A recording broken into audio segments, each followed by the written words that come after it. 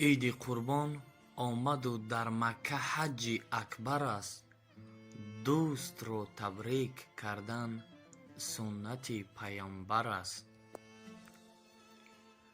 اگر دنیا به کس پاینده می بود، محمد تا قیامت زنده می بود. اگر دنیا به کس می کرد وفایی، نمی کرد از آن حضرت جدایی.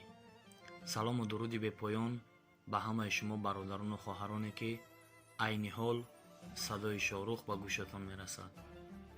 از فرصت مناسب استفاده برده یک بار دیگر همه شمایان را بخشیده به عید سعید قربان و به روز سعید جمعه تبریک و تهنیت گفته برایتان در زندگی بردباری و در آخرت آبادی را آرزومند هستم.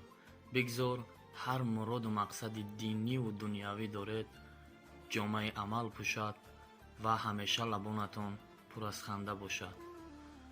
خداوند نگهبان هر یکی ما و شما. مرحمت. عید گردک به خانه ما. عید نو مبارک.